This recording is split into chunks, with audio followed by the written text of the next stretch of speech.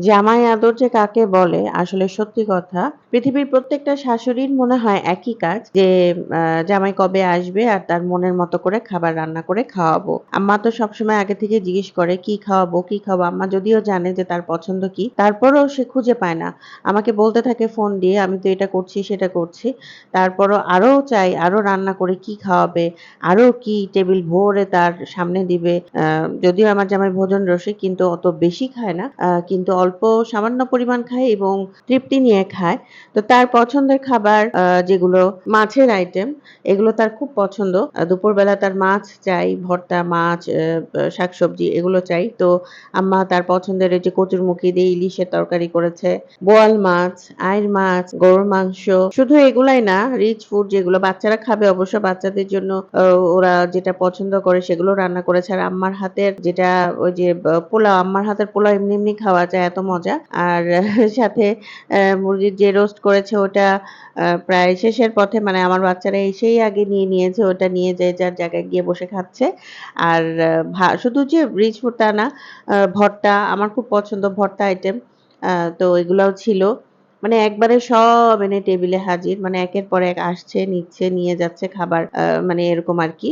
তো খুব আয়োজন করে খাওয়া এটা আমার খুব ভাল লাগে। অনেকদিন পর আমার আম্মার বাসায় এসে আমি আসলে এই টেবিলে বসে খাচ্ছি। আর আমি যে চেয়ারে বসেছি এটা আমার খুব প্রিয় একটা চেয়ার, প্রিয় জায়গা।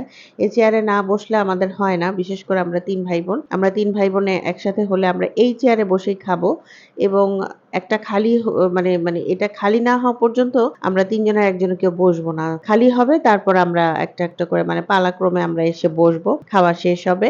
তারপর আরেকজন এসে বসবে। এরকম আরকি। অন্য চেয়ারে বসে আমরা কেউ খাই না। আর তারপরে চলে আসলাম বিকালের নাস্তায়। বিকালের নাস্তা আমাদের এখানে ফেমাস আছে। কাবাব ঘর যেটাকে বলে।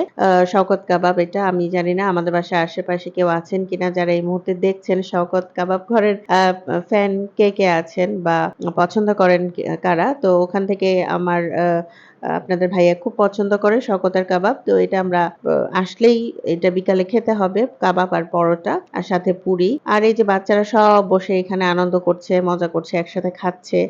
আমি আবার একটু চা খাচ্ছি কারণ আমার এগুলো খাওয়ার পর আমি খাওয়ার পর না, ঠিক আমি চা দিয়ে পুরি দিয়ে খেতে পছন্দ করি। আমি এর আগেও একদিন বলেছি। তো এখানকার হোটেলের চা মানে সরি চা না, পুরি আর হচ্ছে আলুর চপ আমার খুব পছন্দ। আর সাথে এই যে সালাদ আর এই জিনিসটা আমি খুব পছন্দ করি। এই যে তেঁতুলের টক পানিটা, আমি তেঁতুলের টক পানি দিয়ে কিন্তু খাই। অনেকে হয়তো খান না। আমার আপনাদের ভাইয়াই খান না কিন্তু আমি খাই।